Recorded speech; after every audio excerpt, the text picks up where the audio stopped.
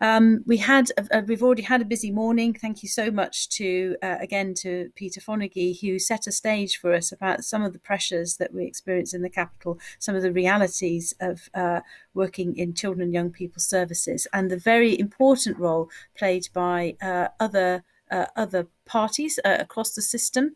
And it really gives me great pleasure to introduce you to Ebonie Wilson, who is going to talk to us about her work in relation to the support of women and young and girls and women in the capital, but also particularly from a trauma-informed perspective. So over to Ebonie. Welcome. Hello, good morning and welcome everyone. Thank you so much for inviting me. My name is Ebonie. I am the Courageous Project Coordinator, and I'm here today to talk to you about the Courageous Project and why it's so important to have a trauma-informed and intersectional approach when we respond to gender-based violence. And for an overview of the Courageous Project, it's a pan-London project that is made up of multiple different gender-based violence organisations that support minoritised young people all across London who are survivors or at risk of gender-based violence. So before I get in, I think it's really important for us to define what gender-based violence is. So gender-based violence is violence that is directed at an individual based on their gender identity, and this can include abuse such as physical, sexual, cyber, financial, and emotional abuse. And to put the Courageous Project into context, we know that young people are the most at risk when it comes to gender-based violence, with 16 to 25-year-olds being the most at risk. And to frame the scale of the issue, there is an online platform called Everyone's Invited, which is a safe-place website for sexual assault survivors in the UK to share their stories completely anonymously. And this was created in June 2020. And by November 2021, there was approximately 55,000 testimonies that were reported online. So this is approximately 4,000 cases per month or 200 cases per day.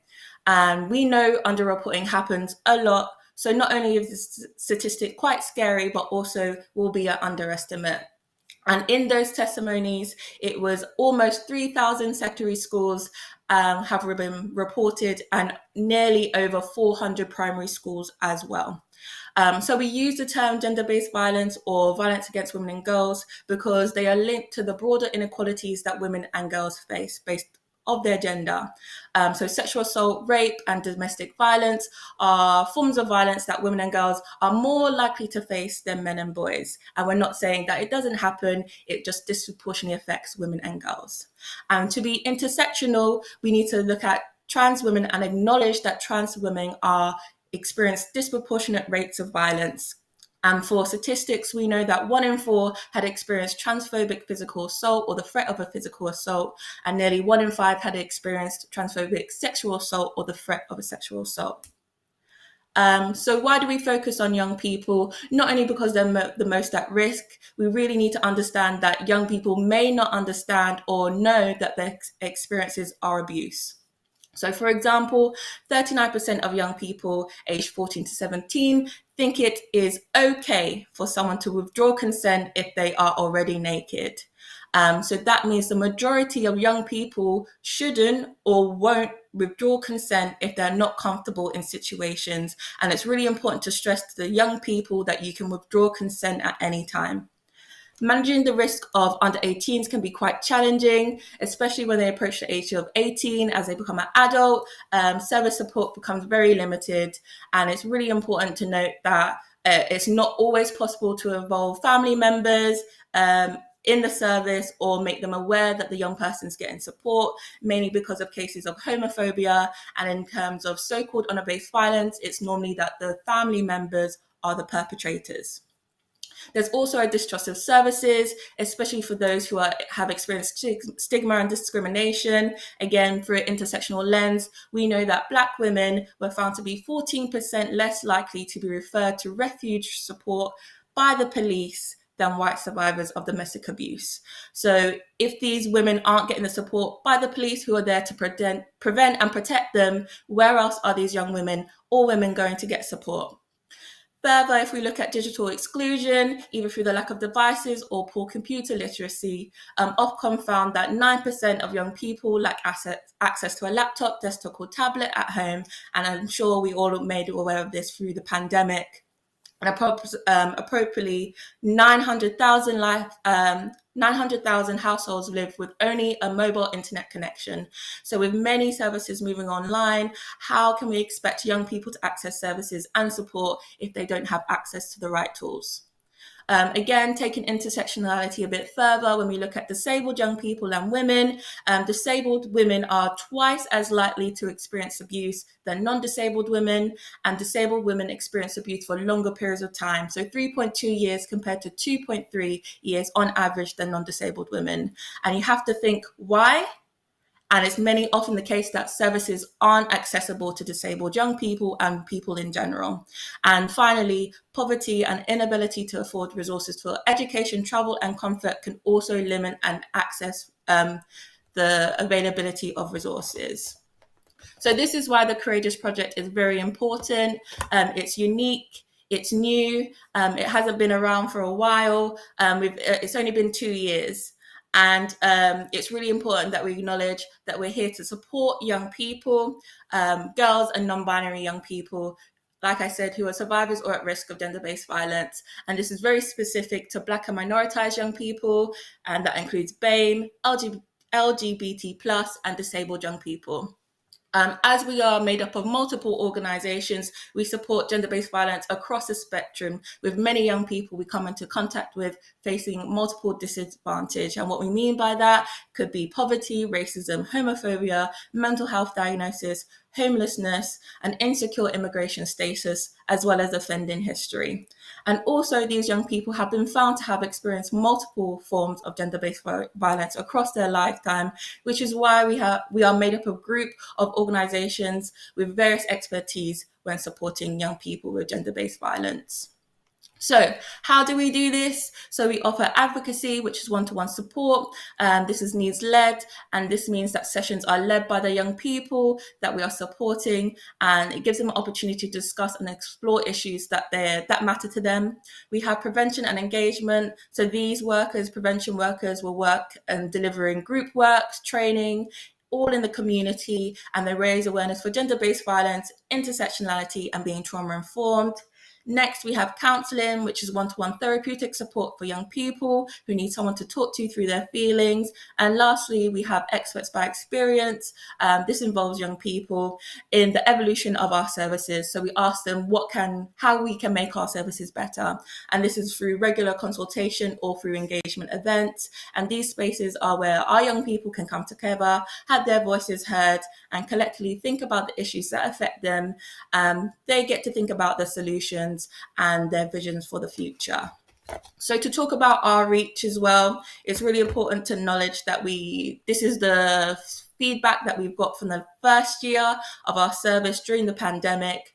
So we provided one-to-one support to 391 young people across all London boroughs, and we engaged 738 young people in group programs and trained 569 professionals around the needs of Black and minoritized young people. So we supported a range of young people, with the majority, over 85%, being Black, 48% were disabled, and 12% identified as lesbian, bisexual, queer, pansexual, questioning, and 2% identified as trans or non-binary. And the majority of young people we supported were poly victims of gender-based violence. So that's often domestic violence, sexual violence, and so-called honor-based violence. And also a significant majority of clients have multiple support needs, and most often that is around safety planning, housing, and health. So the project has been quite successful so far, with 86% of our clients reporting feeling more safer, having increased self-care strategies, and being empowered to self-advocate and access services. So it's really important for us to talk about why we have been so successful. So it's for us to be gender responsive. So we understand abuse is within a context of gender equality. We are intersectional. So we understand that young people can experience discrimination and oppression based on multiple aspects of their social identities. So race, class, sexual orientation, disability, and of course, gender. And finally, we are trauma informed, which means we're building safety and identify the strengths of young people we support.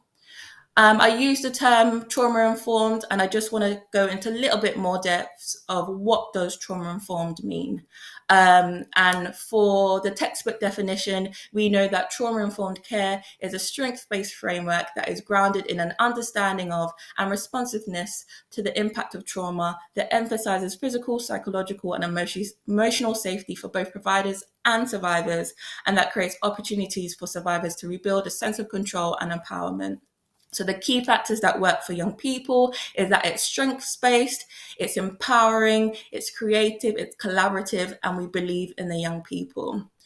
So how to be trauma-informed? So if we go further with this definition, we use the 4 R's. So the 4 R's is realize that the widespread impact of trauma, that there is a widespread impact of trauma, and we understand that there are multiple paths of recovery. We recognize the signs and symptoms of trauma in clients, families, as well as staff and everyone involved within the system that goes into recovery and rehabilitation.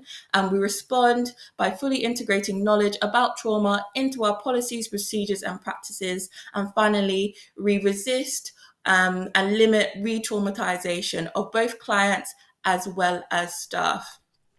So for best practice, I can talk about the multiple ways we support young people and how we respond to disclosures. But just to go briefly into into best practice, into a few steps, we look at being strength-based. So that means that the survivor is the expert in their own experience, and with the right support and information, they can have the answers. They themselves can find the answers to increase their safety.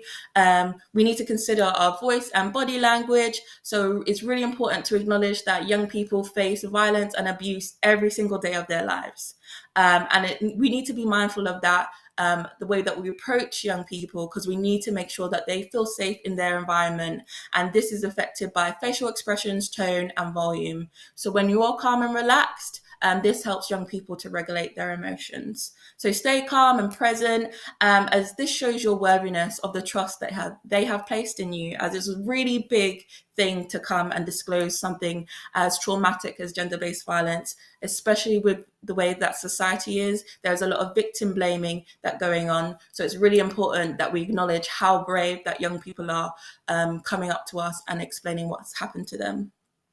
Also, further on to that, we need to listen, believe, and validate. And we can't believe that this is explicit in what we do. We need to make sure that it's not implicit in how we speak. So saying out loud, I believe you, you have done a brave thing, opening up to me and telling me what's happened. It creates a sense of safety, and it strengthens the relationship, because trusted relationships have been found to be the most effective tool in preventing abuse, to protect young people from the impact of trauma. Keep learning and stay curious. Read and learn about different and emerging forms of gender-based violence, as well as indicators, impacts, and barriers. So when you see it, you respond to it. There's a lot of othering that goes on to certain forms of gender-based violence, like FGM, female genital mutilation. It's all our responsibility to protect young people. So keep learning, go to training. We offer training. I'll have my email at the end, but there's always possible ways to learn and learn more so you can respond and support young people. And finally, get support for yourselves. All being psychologists and in this room, you know how emotionally challenging your work can be. So take care of yourself and use the support that's available to you. So to end, like I said, I'm just going to end with my details and just signposting to finish. So just briefly, here's the email. I'm sorry, it looks a bit funny. But if you want to know about the referral process or to make a referral, just to be clear, we work in London, so all London boroughs, and the young person needs to be the age between 14 and 24 and needs to live, work, or study in any London borough. And they could be a survivor, or you believe they're vulnerable to gender-based violence right now. And just to be clear, we work on the knowledge that all young people, especially women and girls, are vulnerable or at risk of gender-based violence. If you want to know anything personally, if you want to book training or want to know anything more, I have flyers, etc. Please email me on that email there, Ebonie Wilson. Please take a look at our Instagram if you're very social media savvy. We share a lot of resources, get to know what we do, and get involved in everything that we do as well, just to keep up to date. And I just want to signpost to a few specific targeted organizations within the Courageous Project. So we have Advance that work with young people who have a history of offending. We have Respond that work with young people with disabilities. ICRO is a culturally specific organization that supports women from Middle Eastern and Afghanistan. And also we have Gallup, which is an anti-violence charity that supports the LGBT plus community. And it's really important to acknowledge, once again, for Gallup, we also support men and also, again, non-binary people. So everyone's welcome with the Courageous Project, as we believe everyone's deserving of support. So once again, if you have any questions, please email me on that email.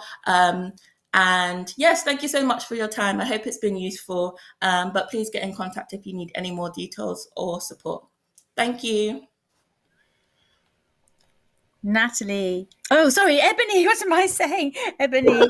Thank you so much. I'm sorry, getting my names muddled up. That's me on a Friday morning, I have to say. I'm always so inspired by when you talk, Ebonie. That's really, really brilliant. The passion was really coming through there. I think it's an absolutely excellent, the work of the Courageous Project, absolutely excellent example that Peter was just saying about facing the challenge of it, taking up what's happening in the capital. What an excellent example of that is in terms of the community projects that you're in connection with. So thank you so much for joining us today. Thank you so much. Really appreciate it. Do stick around if you can. There may be things that people want to ask you a bit more about it. So we'll certainly forward any questions to you. Brilliant. Ebonie Wilson there. Thank you so much.